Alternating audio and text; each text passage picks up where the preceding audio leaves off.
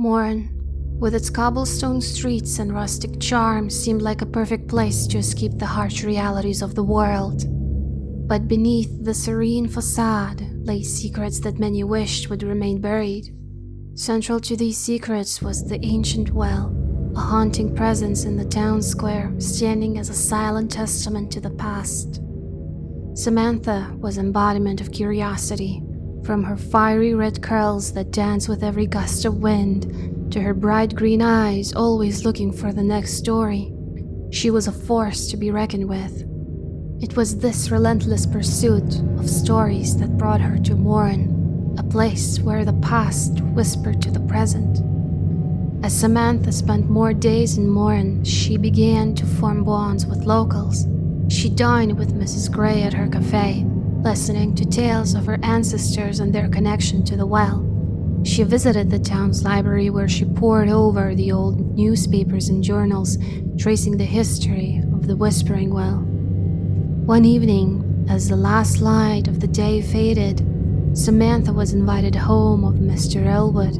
His residence, an old Victorian mansion, was filled with artifacts and memorabilia from days gone by.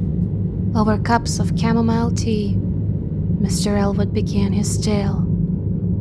"My great-grandfather built this house," he began, his voice trembling slightly.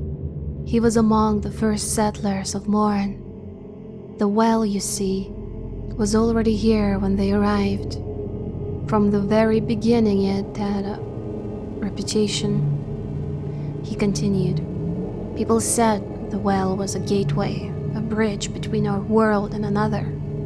Anyone who spent too much time near it started hearing whispers. Whispers of events long past, whispers of love, betrayal, and darker things." Samantha, captivated, prompted him to go on. "My own father," Mr. Elwood's eyes glistened with unshed tears, "was consumed by it. As a boy, I would watch him sit by the well for hours listening, until one day he just disappeared. We found his hat by the edge, but he was gone." The weight of his confession hung in the air, and Samantha felt a cold shiver down her spine.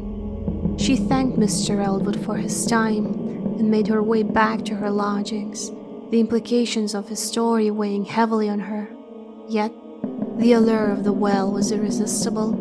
Night after night, Samantha found herself drawn to it, her tape recorder in hand, trying to capture the elusive whispers.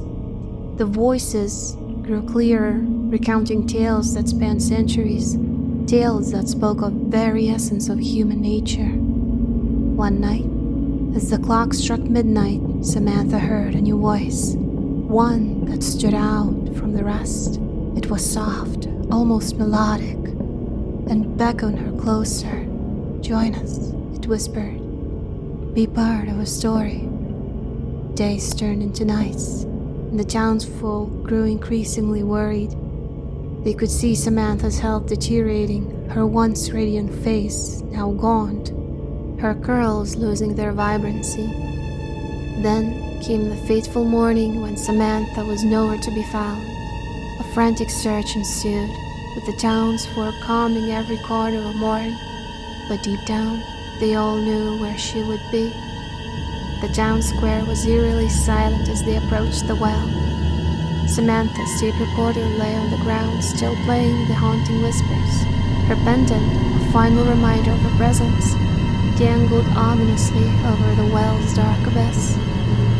More and more, the loss of the vivacious journalist who had, in such a short time, became a part of their community. The well was sealed soon after, but the whispers never ceased. They became legends, tales to be told of dark, stormy nights, with one more voice joining the internal chorus, a voice with a fiery spirit and an insatiable curiosity.